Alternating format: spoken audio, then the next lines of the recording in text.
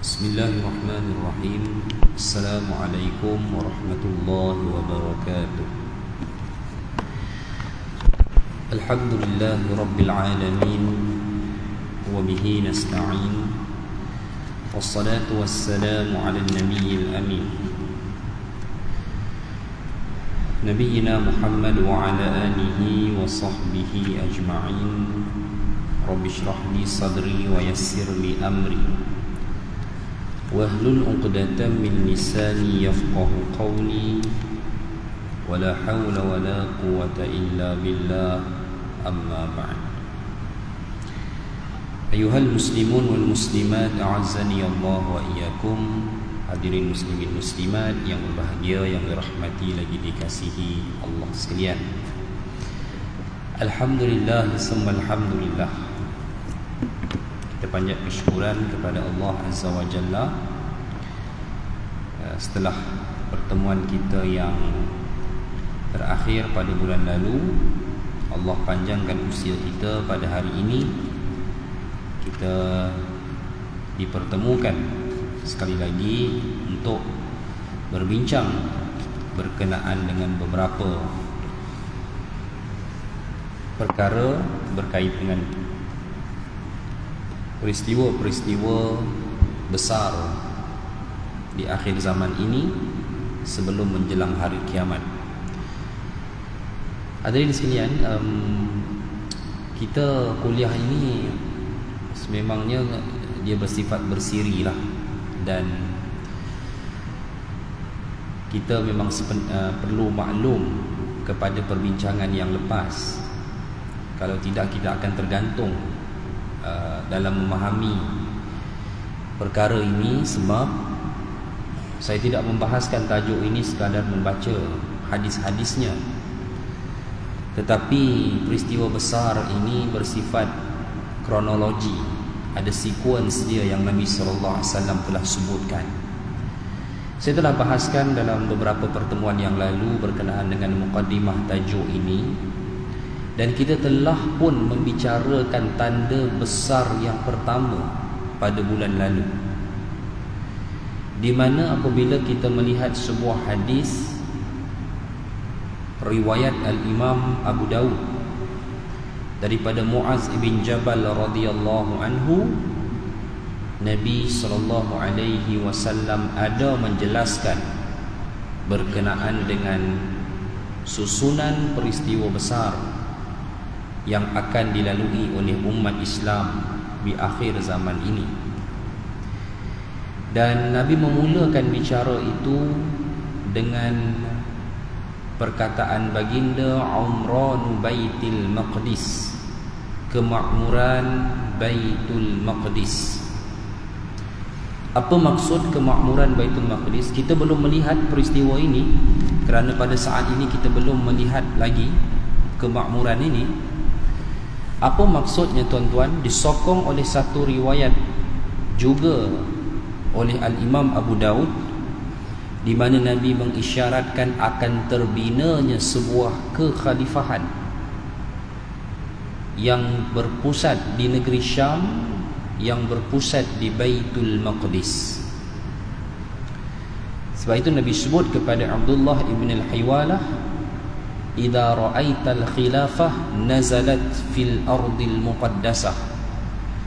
Nanti apabila kamu melihat telah berdirinya sebuah kekhalifahan di atas kota Baitul Maqdis. Maknanya tuan-tuan, Baitul Maqdis yang kita lihat menjadi isu yang epik bagi umat Islam sejak 75 tahun yang lalu, itu akan berlakunya pembebasan, akan tamat konflik kemanusiaan yang berlaku di bumi Syam, baik Syria maupun Palestin terutamanya. Yahudi ataupun Israel akan menjadi pihak yang kalah dalam pertempuran. Baitul Maqdis dibebaskan, terbentuknya sebuah kerajaan baharu di bumi Syam, berpusat di Baitul Maqdis, ditadbir atau dipimpin oleh ahli keluarga Nabi sallallahu alaihi wasallam. raja atau pemimpin atau khalifahnya itu Nabi sifatkan seorang putera daripada keturunanku yang mendapat petunjuk. Terjemahan mendapat petunjuk itu adalah Al-Mahdi, ini yang sering kita sebut, tapi sebenarnya dia merupakan satu kata sifat yang merujuk kepada maksud insan yang mendapat petunjuk, pemimpin dari silsilah keturunan Nabi dari Al-Hasan, seorang pemuda yang Allah beri dia petunjuk dalam pentadbiran kekuasaannya di bumi Syam. Kuliah yang lalu tuan-tuan, saya dah bahaskan berkenaan dengan apakah peristiwa yang membawa kepada kejadian itu. Dia berlaku dengan sebuah peperangan besar di bumi Syam, dipimpin oleh angkatan ketenteraan dari sebuah daulah keluarga Nabi SAW, disokong oleh 3 panji, kata Nabi, 3 bendera. Hari ini 3 buah negara lah. Dan mereka akan bertempur dengan semua puak ataupun golongan yang zalim yang berada di bumi Syam, dan Allah beri mereka kemenangan yang besar sehingga mereka mencapai kejayaan yang saya sebutkan tadi. Maka terbentuklah sebuah kerajaan baharu umat Islam, daulah, ya, di bumi Syam itu. Sebab itu ada beberapa isyarat Nabi menyifatkan tempat terbaik untuk didiami umat Islam di akhir zaman adalah di bumi Syam. Saya sebut ni, ada orang dia kata, ya ke Ustaz? Dia kata takkan kita tengok, dia betul nak duduk bumi Syam, dia kata. Syria macam tu, Palestin macam tu. Iyalah, sekarang memang begitu. Dia akan tamat dan dia akan jadi bumi kaum muslimin yang terbaik dengan peristiwa pertama, sebuah peperangan yang dipimpin oleh keluarga Nabi itu. Akhirnya tuan-tuan, Allah beri juga darah keturunan Nabi menjadi pemimpin atau penguasa umat Islam bagi sebuah kekhalifahan yang belum pernah terjadi hingga ke hari ini. Baik, dah berlaku sekarang belum? Tetapi amat-amat menghampiri, hadirin sekalian, ya, kerana ada beberapa petunjuk yang kita sedang menuju ke arah kejadian tersebut. Baik, saya nak cerita apakah perkara kedua selepas kemakmuran Baitul Maqdis itu. Bila saya dah ceritakan 2 perkara ini, kita akan relatekan dengan sebuah hadis lain yang sangat bersangkut dengan realiti pada hari ini, yang saya kata kita akan situasi kita akan dibawa ke arah itu. Baik, selepas Nabi menyatakan umranu Baitul Maqdis, kemakmuran Baitul Maqdis, apa Nabi sebut peristiwa besar yang seterusnya? Baik tuan-tuan, sebelum tu kita kena maklum, bila Nabi menyatakan tentang peristiwa besar ni, kejadian dia, tertib kejadian, kronologi dia bukan seperti tanda kecil. Antara satu peristiwa ke satu peristiwa itu makan tahun, puluhan tahun, ada yang ratusan tahun. Tanda kecil kiamat sejak daripada zaman Nabi terus menerus berlaku hingga 1400 tahun ini. Tetapi tanda besar yang kita bincangkan ini tuan-tuan, Nabi menyifatkan kejadiannya seperti manik yang putus dari ikatan. Manik macam tasbih ni, bila tali tasbih putus, macam mana biji manik tasbih tu keluar daripada tasbih tu, begitulah rentetan satu kejadian kepada satu kejadian lain daripada peristiwa besar hari kiamat ini. Maksudnya apa tuan-tuan? Dia akan berlaku dengan kadar yang begitu cepat, kadar yang begitu laju. Baik, setelah makmur Baitul Maqdis, aman bumi Syam, dalam riwayat Al-Hakim Nabi sebut fayaruddullahu ilan nasi ilfatahum wa ni'matahum. Allah mengembalikan nikmat kesatuan, kedamaian, kemakmuran, kenikmatan hidup kepada penduduk bumi Syam selepas peperangan besar yang dimenangi oleh keluarga Nabi SAW itu. Ya, ini tak ada kaitan dengan Syiah tuan-tuan, ya. Ini kisah sebut keluarga Nabi, tuan-tuan duk ingat macam Syiah mengagungkan Ahlul Bait. Tak. Benda ni memang maklum. Tuan-tuan kan biasa dengar tentang hadis Al-Mahdi kan. Al-Mahdi itu kan keturunan Nabi. Ini cerita dia. Ya. Sebab itu Al-Mahdi yang sebenar ini bukan seperti bayangan yang wujud dalam YouTube tu tuan-tuan. Tak siapa-siapa mari daripada mana kan, digambarkan watak naik kuda putih, muka bercahaya, tiba-tiba tak ada. Dia pemimpin. It's all about geopolitik tuan-tuan. Bahasa dia. Kan Nabi menceritakan tentang isu pemerintahan politik umat Islam. Ya. Baru ada logik. Bab Mahdi ni dia ada angkatan ketenteraan dia. Dan dalam Islam tidak ada pengiktirafan angkatan ketenteraan melainkan dia datang dari sebuah daulah. Apa makna daulah? Negara umat Islam yang sah. Sebab tu susah untuk kita verify jihad. Kelompok-kelompok free army ni tuan-tuan. Yang free army ni banyaklah tuan-tuan boleh tengok merata ada. Ya. Baik di timur, baik di timur tengah dan sebagainya. Macam di Syria pada hari ini berapa banyak brigade-brigade free army daripada kalangan rakyat dia. Dan how kita nak verify yang mereka itu betul di atas jalan jihad mereka. Ya, walaupun mereka menentang seorang pemimpin zalim Bashar Assad. Ya. Saya ingat kalau tuan-tuan pergi mana-mana kuliah, rata-rata penceramah akan support, akan sokong perjuangan rakyat Syria. Tetapi hakikatnya mereka mengangkat senjata sebagai rakyat memberontak ke atas pemerintah sendiri. Saya tak kata Bashar tu baik.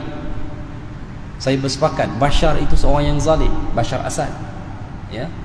Panglima tentera dia Mahir Assad tu adik dia. Dia anak kepada Hafiz Assad, bapa dia dulu pun presiden juga. Bukan orang yang baik, zalim. Zalim dia taklah tembak rakyat dia sesuka hati, tapi bila mana dia nampak rakyat dia bangun lawan dia, dia tak ada bagi ruang. Ya, dia habiskan terus. Macam Prigozhin lah.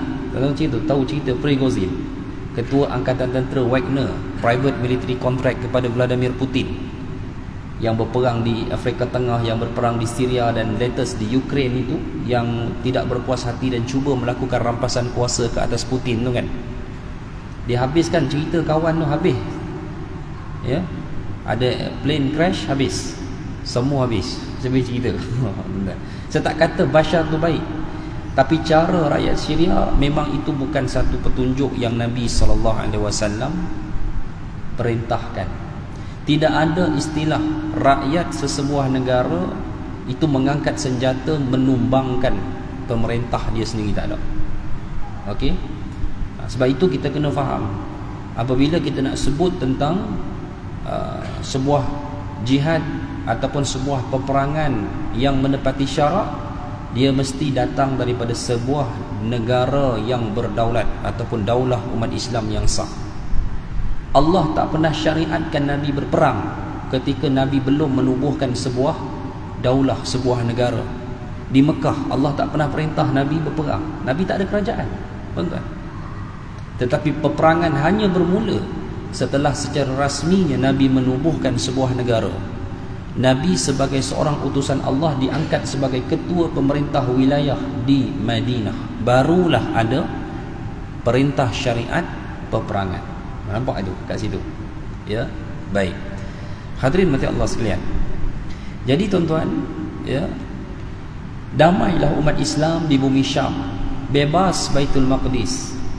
Hasil peperangan yang dipimpin oleh sebuah keluarga daripada keluarga Nabi. Jadi tuan-tuan fikir, tadi cakap kena ada daulah, kena ada negara, tapi dalam hadis kata tentera tu tentera keluarga Nabi. Macam mana pula tu? Tuan-tuan, di bumi Syam ni ada satu negara yang berdaulat, negara yang sah. Ya, dan dia merupakan keluarga Nabi SAW. Al-Mamlakah Al-Urduniyah Al-Hashimiyah, Hashimite Kingdom of Jordan. Hashimite, sebab itu dipanggil Hashimite, Bani Hashim. Raja Abdullah bin Al-Husain bin Talal bin Abdullah bin Husain ibn Ali Al-Hasani Al-Quraisy itu merupakan keturunan ke-41 daripada Fatimah, daripada Rasulullah sallallahu alaihi wasallam, daripada cucu baginda Al-Hasan ibn Ali anak Fatimah. Itulah satu-satunya kerajaan negara Arab yang ditadbir, diperintah sah oleh satu keluarga Nabi, dan terletak ia di bumi Syam, border kepada Israel dan Palestin. Nabi pula sebut dalam hadis, pembebasan bumi Syam itu dilakukan dipimpin oleh keluarga tentera dari keluarga angkatan tentera dari keluarga Nabi sallallahu alaihi wasallam. Baik, tuan-tuan. Damai umat Islam di Syam, menjadi bumi terbaik, bebas Baitul Maqdis, aman, hadirin sekalian, ya. Allah mengembalikan nikmat kesatuan, kenikmatan hidup kepada penduduk di bumi Syam. Mereka kekal dalam keadaan aman begitu. Dan apakah peristiwa besar seterusnya, tuan-tuan, yang berlaku selepas itu? Macam percaya ataupun tidak, dalam riwayat Al-Imam Abu Daud daripada Muaz bin Jabal, Nabi sebutkan selepas kemakmuran Baitul Maqdis akan berlakunya peristiwa kharabu Yathrib, kehancuran kota Madinah. Hancur. Pergi sekarang, tuan-tuan, terutama yang belum pernah pergi, ya. Kenapa selepas kemakmuran bumi Syam, pembebasan Baitul Maqdis, wujud sebuah khilafah ataupun daulah umat Islam yang baharu di bumi Syam, ditadbir oleh keluarga Nabi, tiba-tiba Madinah hancur? Saya tak sempat cerita kenapa pada hari ini. Tuan-tuan yang datang hari ini, tuan-tuan letak dalam phone tuan-tuan. Kita jumpa lagi insya-Allah panjang umur Ahad minggu ke-4 bulan hadapan. Saya akan cerita kenapa, ya. Kenapa selepas makmur bumi Syam hancur bumi Madinah. Tapi sebab malam ni saya nak cerita dulu tentang hadis-hadis Nabi tentang kehancuran, bagi penguat, bagi sokongan dulu. Apa hadis-hadis yang menjadi sandaran kepada kehancuran? Tetapi dia ada sebab kenapa dia hancur. Sebab itu berkait dengan berlakunya pembebasan di bumi Syam. Suka atau tidak, Madinah pada hari ini ada penguasanya, yang menguasai dua tanah haram, yang menguasai Hijaz atau semenanjung tanah Arab, sekaligus menguasai tanah besar yang dahulunya dipanggil Najd, hari ini disatukan dengan semenanjung tanah Arab yang dipanggil sebagai Saudi Arabia. Itulah negaranya. Saudi Arabia tidak pernah wujud, hanya wujud pada 22 September 1932. Terbentuknya sebuah daulah, sebuah kingdom, ya. Dan ada campur tangan British pada masa itu yang mewujudkan sebuah negara Saudi pada hari ini. Baik. Tapi kita nak cerita dulu. Bila kita sebut kehancuran kota Madinah, dalam hadis riwayat Abu Daud, dia berlaku selepas kemakmuran bumi Syam. Adakah hadis, tuan-tuan, yang menyokong tentang peristiwa ini? Banyak. Profesor Dr. Yusuf Abdullah Al-Wabil dalam tesis master beliau meletakkan satu perkara dalam perbahasan beliau. Kota Madinah hancur, menyingkirkan orang-orang fasik dan munafik di akhir zaman. Habis. Jadi first kita pegang, Madinah ni hancur tujuannya kerana untuk Allah Ta'ala menyingkirkan orang-orang fasik dan munafik daripada kota itu. Bismillah.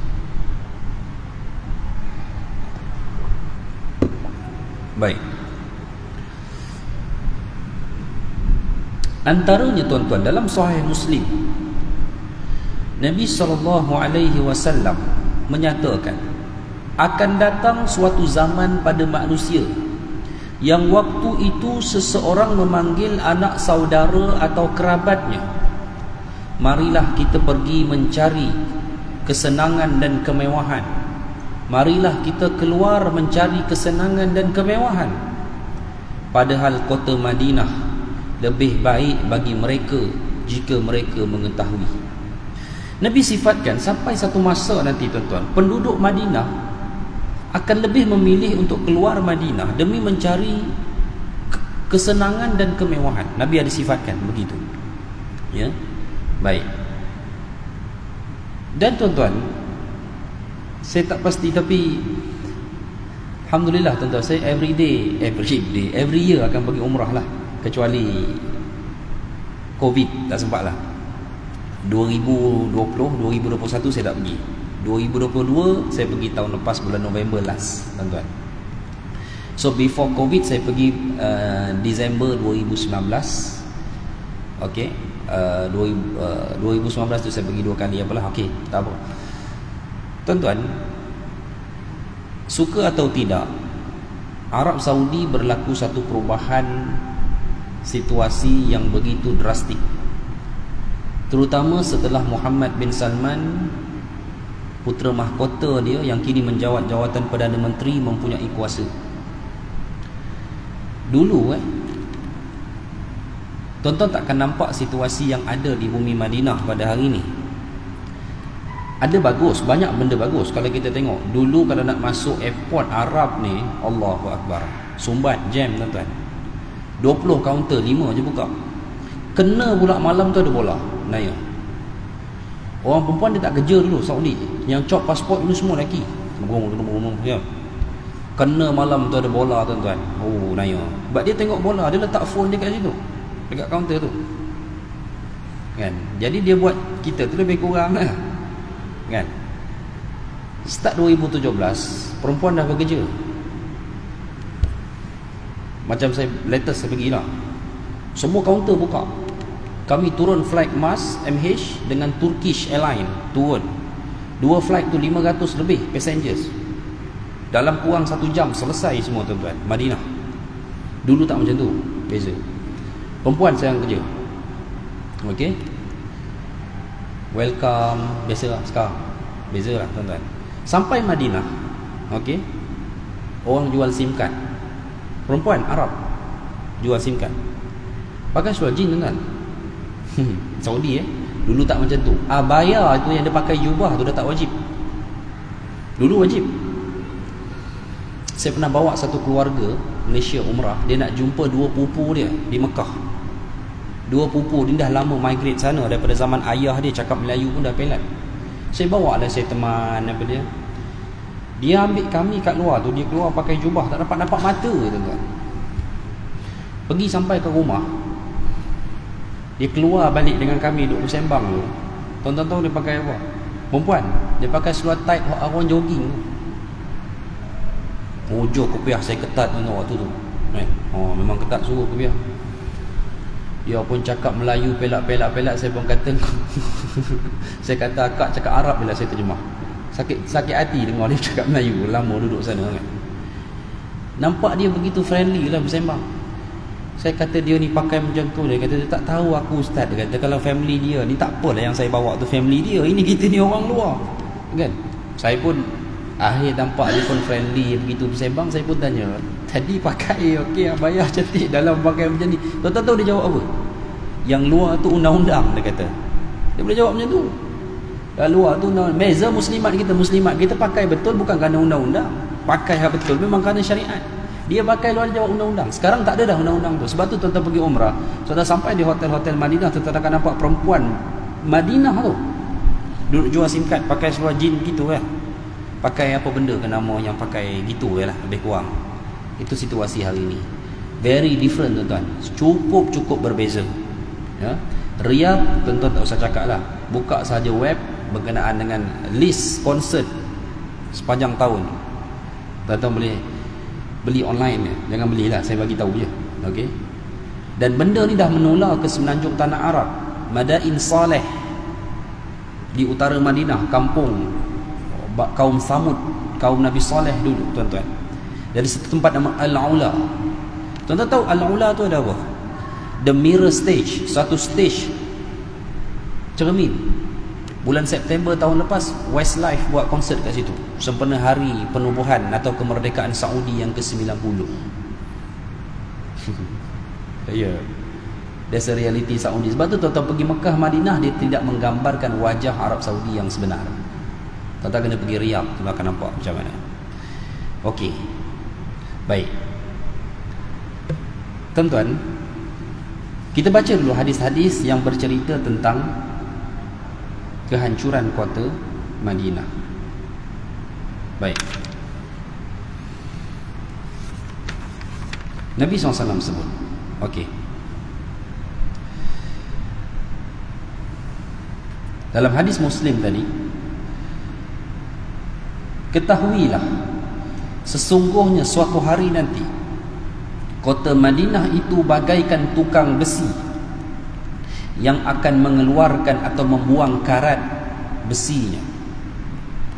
Tidak akan datang hari kiamat sehingga kota Madinah menyingkirkan penduduknya yang fasik sebagai tukang besi menyingkirkan kotoran-kotoran besi, kata Nabi SAW. Baik, tak sebut hancur lagi. Okey, baik. Hadis terusnya, Nabi SAW menyatakan dalam riwayat Al-Bukhari, baik, dari Abu Hurairah radhiyallahu anhu, kata Nabi, tatrukuna al-Madinah ala khairi ma kanat. Kelak kamu akan meninggalkan kota Madinah di atas kebaikan yang ada pada kota itu. La yaghshaha illa al-awafi. Tidak tinggal di kota Madinah itu melainkan binatang-binatang al-awafi. Apa makna al-awafi?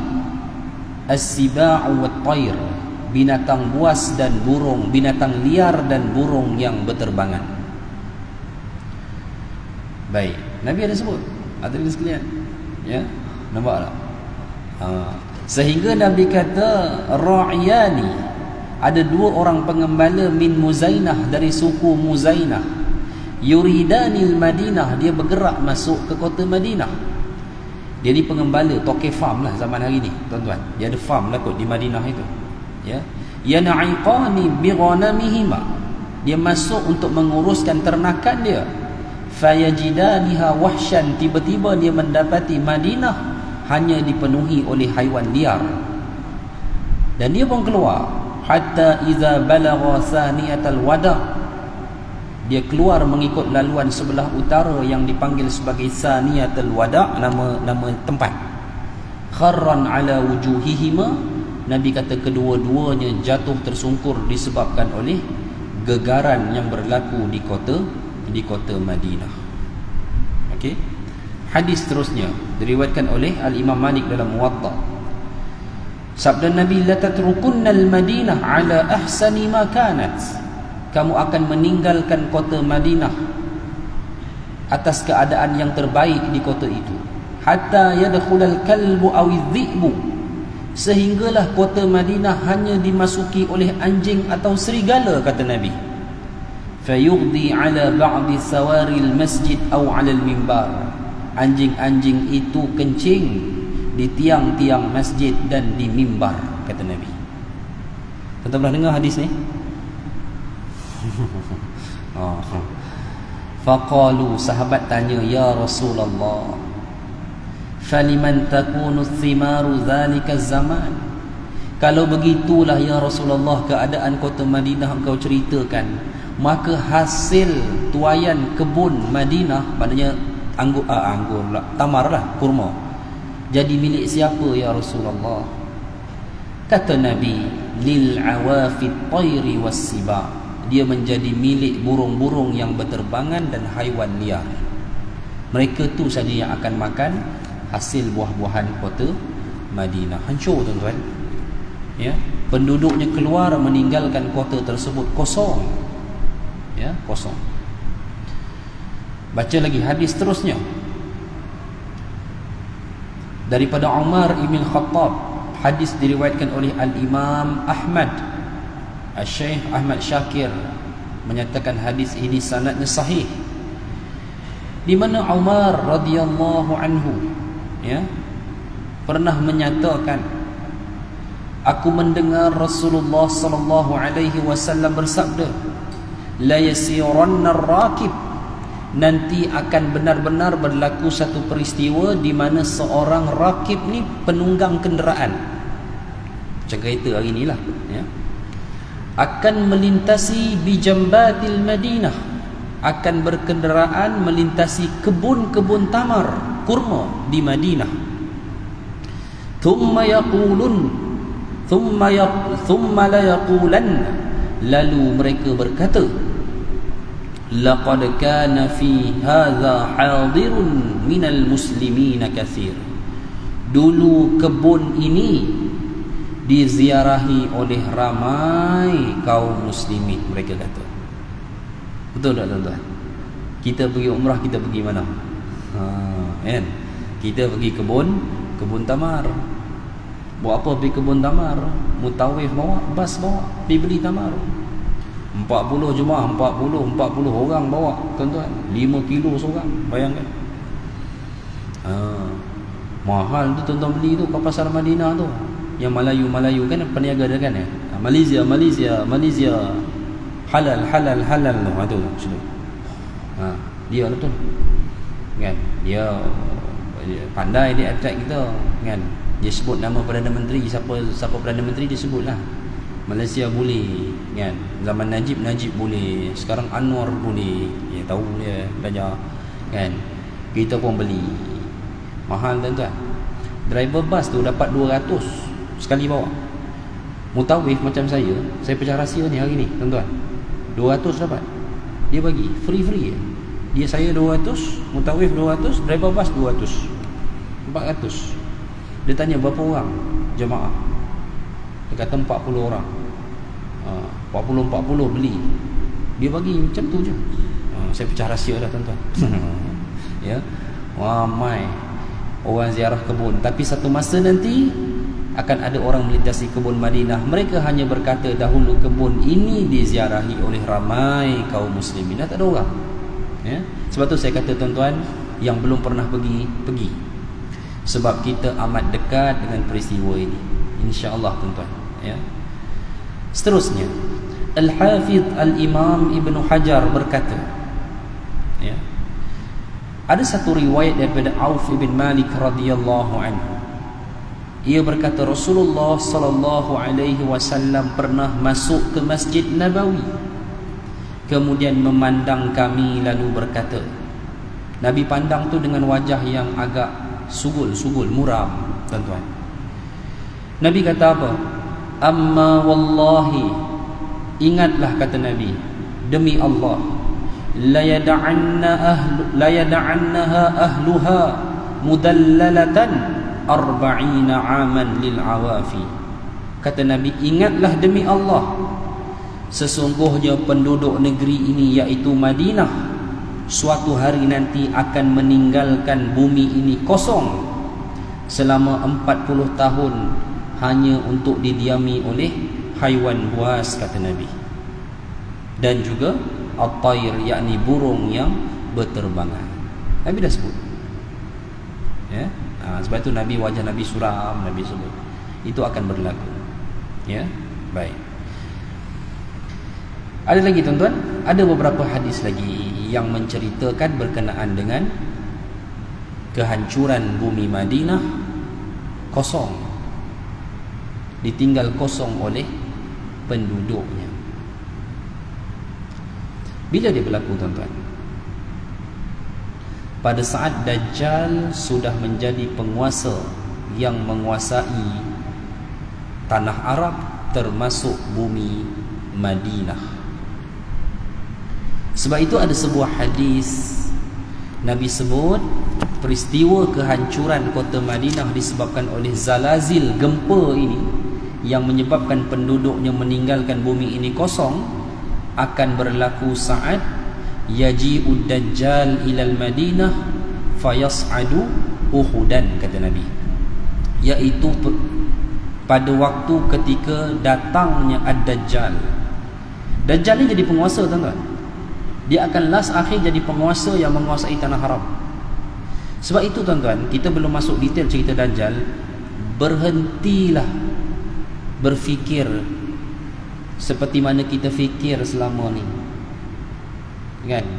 Nanti dia keluar tu, nantilah dia keluar baru buat fitnah dengan mata buta sebelah, mari ketuk pintu rumah, aku nak mengaku aku Tuhan ke tidak. Berhentilah tuan-tuan fikir begitu. Saya cakap terus terang, Dajjal ni tak ada pun nak jumpa kita, tak ada. Saya ingat tak ada siapa pun daripada kalangan kita ni akan jumpa dia, sebab dia pun tak mau jumpa kita, unless tuan-tuan jadi pemerintah sebuah wilayah. Ya, tuan-tuan jadi Perdana Menteri, tuan-tuan ada harapan jumpa dia. Tapi kalau kita rakyat biasa, tak ada fungsi dia nak jumpa kita. Fitnah dia besar. Bukan, kena faham tuan-tuan dengan logik. Keluarlah daripada kepompong berfikir secara tidak waras dalam benda-benda sebegini, hadirin sekalian.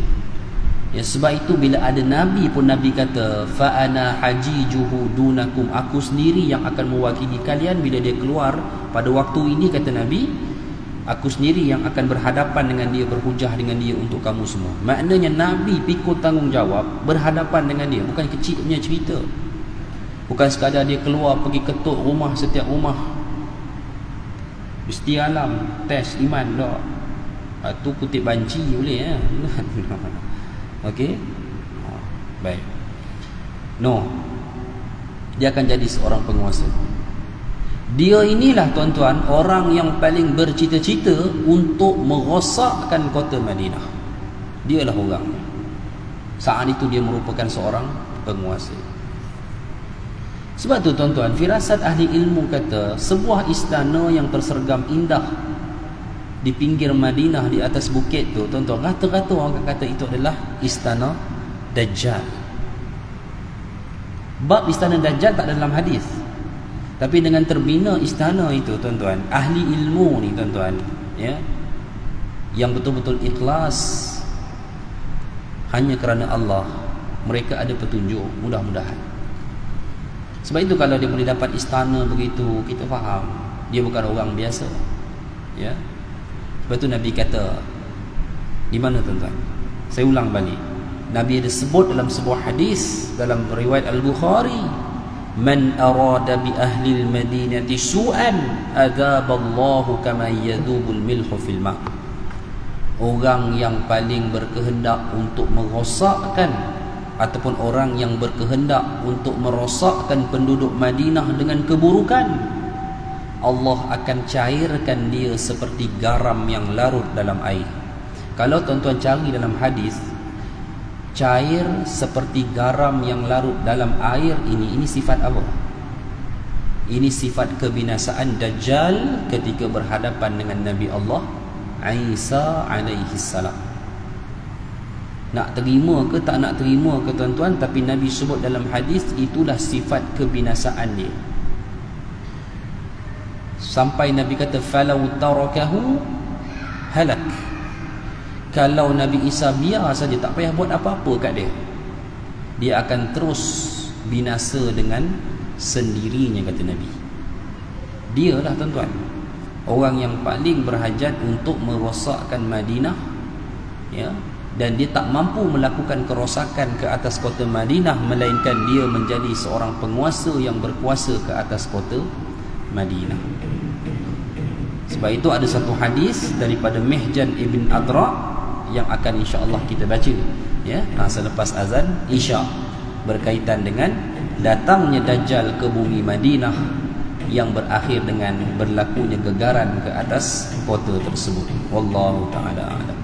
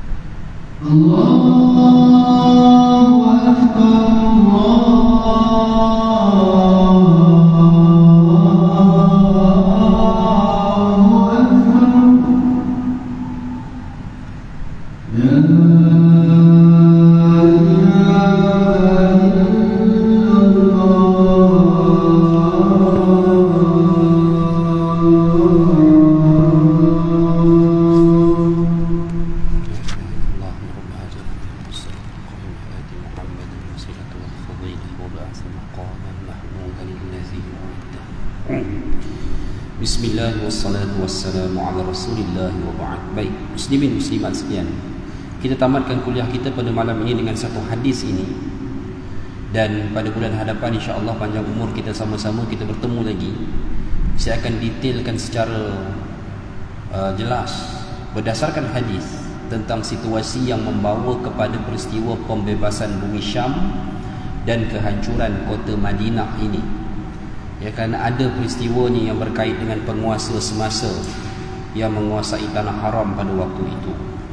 An Mihjan ibn Adra anna Rasulullah sallallahu alaihi wasallam khataba an-nas faqala yaumul khalas wa ma yaumul khalas yaumul khalas wa ma yaumul khalas salasan faqila lah wa ma yaumul khalas.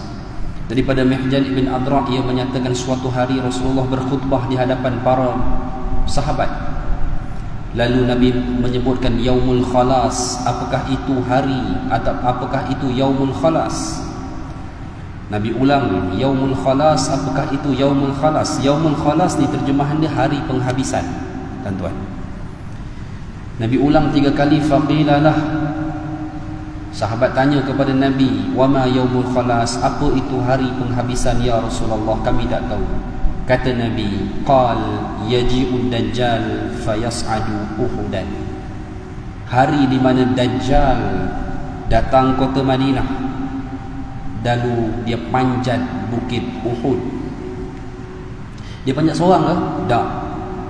Dia panjat dengan orang yang mengikuti dia. Siapa dia? Escort, tuan-tuan. Orang yang ikut seseorang, escort lah. Escort dia. Dia bukan panjat dengan pengikut-pengikut. Orang kata pengikut follower, bukan. Escort dia panjat. So dia bukan orang biasa. Dia panjat bukit. Ada orang selalu cerita dalam YouTube apa semua, dia panjat bukit Habsyi. Bukan, salah. Dia panjat bukit Uhud. Mana bukit Uhud, tuan-tuan? Keluar pintu belakang Masjid Nabawi, sebiji bukit yang tersergam indah di belakang Masjid Nabawi. Itulah bukit Uhud. Ya. Dan bukit Uhud, the whole bukit Uhud itu adalah tanah haram. Dia boleh masuk. Dia memang boleh masuk, tuan-tuan. Okey? Baik. Cuma biasanya tuan-tuan dengar Dajjal kan tak boleh masuk Mekah, Madinah. Nanti saya akan detailkan insya-Allah. Beberapa bulan lagi lah, bukan sekarang lah. Ya, tapi dia panjat bukit Uhud. Bukit Uhud tanah haram, dia panjat. Fayanzuru ilal Madinah, dia tengok kota Madinah, kawasan masjid. Fayaqul li ashabih, dia sebut kepada teman-teman dia, orang-orang yang escort dia, atarawna hadzal qasr al-abyad, Adakah kamu melihat istana putih itu? Masjid lah. Hadza Masjidu Ahmad. Itu adalah Masjid Ahmad, kata Nabi. Ya, kata Dajjal lah maksudnya. Dajjal beritahu. Summa ya'til Madinah. Lalu dia turun nak masuk ke kota Madinah. Sebab di antara Bukit Uhud dengan Masjid Nabi itu ada satu jarak. Dia turun, dia nak masuk ke kota Madinah, ya, nak pergi ke kawasan masjid, dia tak boleh. Dia tak boleh masuk sebab apa? Fayajidu bikulli naqbin minha malakan muslitan. Dia mendapati di setiap gerbang masjid. Tuan-tuan, hadis ni Nabi sebut 1400 tahun dulu. Masjid Nabawi tak ada apa-apa pintu gerbang, tuan-tuan. Nabi kata di setiap gerbangnya ada malaikat yang bersenjata. Fayati sabkhatul jaraf. Maka bila tak boleh masuk, dia pergi ke kawasan Sabkhah Al-Jaraf. Kat mana? Dekat kawasan istana yang ada atas bukit di Madinah. Itulah tempat dia. Itulah kawasan Al-Jaraf, Sabkhah. Dia pergi situ, tuan-tuan. Fayadribu ruwaqah. Ya, fayadribu ruwaqah. Maka dia boleh kita sebutkan dia menetap ataupun dia stay di situ. Thumma tarjuful Madinah salasa rajafat. Lalu bergegarlah kota Madinah dengan 3 kali gegaran. Fala yabqa munafiq wala fasiq illa kharaja ilaih. Tidak tinggal seorang fasik dan munafik di kota Madinah itu, melainkan akan keluar menuju kepada Dajjal di kawasan Sabkhah istana tersebut. Fadhalika yaumul khalas. Nabi kata itulah dia hari penghabisan kota Madinah. Maknanya Madinah dah dekat dengan hari kehancuran dia. Tuan-tuan, bila Allah Ta'ala hancurkan kota Madinah sehingga penduduknya meninggalkan kota itu kosong, itulah jalan Allah Ta'ala menyelamatkan kota itu daripada dirosakkan oleh Ad-Dajjal. Dah tinggal, dah kosong, tak ada lah, tuan-tuan. Tak ada. Maknanya dah tinggal kosong. Dia nak rosakkan pun tak boleh. Hancur fizikal kota tersebut, tetapi terjamin kebaikan. Daripada tersergam indah, tetapi Dajjal sebagai penguasa pada waktu itu berjaya memasukkan segala elemen keburukan dalam kota Madinah. Allah tak izin benda itu berlaku. Sebab itu, tuan-tuan, ada riwayat Nabi sebut kepada sahabat Abu Zar, idza balagal bina'a sil'an fakhruj minha, kata Nabi. Nanti apabila kamu melihat binaan bangunan di kota Madinah telah balag, telah sampai. Ada yang menafsirkan sampai itu maksudnya sampai ketinggian Bukit Silak. Bukit Silak ni di bahagian belakang Masjid Nabawi, belah kanan, tuan-tuan. Movenpick, Anwar Movenpick belah belakang, tak jauh. Kawasan Perang Khandaq, Masjid 7, Masjid Al-Fatah. Tinggi 100 meter tinggi. Bukit tu tak tinggi sangat, 100 meter, tuan-tuan. Nabi kata bila binaan bangunan di kota Madinah telah ada yang sampai ketinggian Bukit Silak, kata Nabi, fakhruj minha. Keluarlah kamu dari kota Madinah, kata Nabi. Okey. Cuma Abu Zar boleh faham benda tu zaman beliau, dan beliau keluar daripada kota Madinah. Itu pandangan peribadi beliau. Semua sahabat tak faham kenapa Abu Zar pergi keluar, sedangkan tak ada binaan yang sampai ketinggian Bukit Silak pun pada masa itu. Sebenarnya dia merujuk pada zaman kita. Sebab tu tuan-tuan pergi Madinah, tuan-tuan perasan tak Madinah mana ada bangunan tinggi? Ya, tak ada. Kalau tuan-tuan Wikipedia ada list the tallest building in Saudi pun tak ada di Madinah. Riyadh, Jeddah, Mekah, Clock Tower masuklah, tuan-tuan. Madinah tak ada. Madinah paling tinggi menara masjid dia. Itu pun masih kalah dengan ketinggian menara Masjid Sultan Abdul Aziz di Shah Alam. Ya, dan masih kalah dengan ketinggian Masjid Putra punya menara. Okey. So itulah binaan paling tinggi di kota Madinah. So nak tengok ada tak binaan di kota Madinah yang akan sampai ketinggian puncak Bukit Silak? Tunggulah projek Ruwa Al-Madinah ni siap. The latest project yang sedang rancak berjalan di Saudi ni, tuan-tuan. Kalau dah ada, Nabi dah pesan, fakhruj minha, keluarlah kamu dari kota Madinah, kerana Madinah akan berlaku satu proses ataupun gempa, hancur ditinggal oleh penduduknya untuk suatu tempoh yang agak lama. Adakah tinggal kosong selama-lama? Tidak, tuan-tuan. Sebab Nabi juga dah jamin dalam Sahih Muslim, al-imanu la ya'rizu ilal Madinah.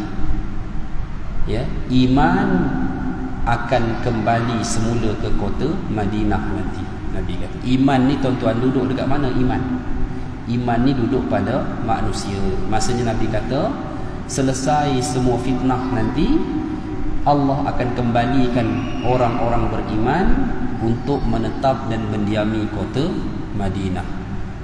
Kama ya'rudul hayyatu ila juhriha, seperti ular yang kembali ke sarangnya, kata Nabi sallallahu alaihi wasallam.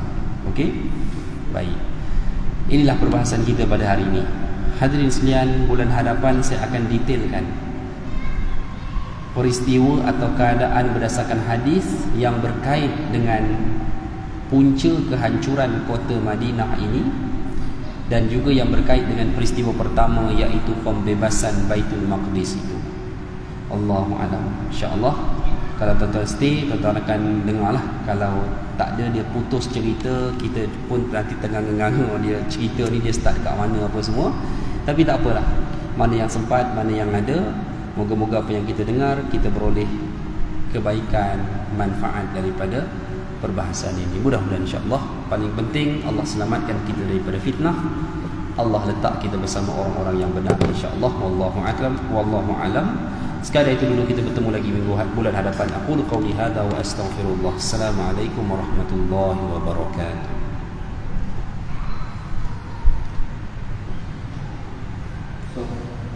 Allahu akbar, Allahu akbar.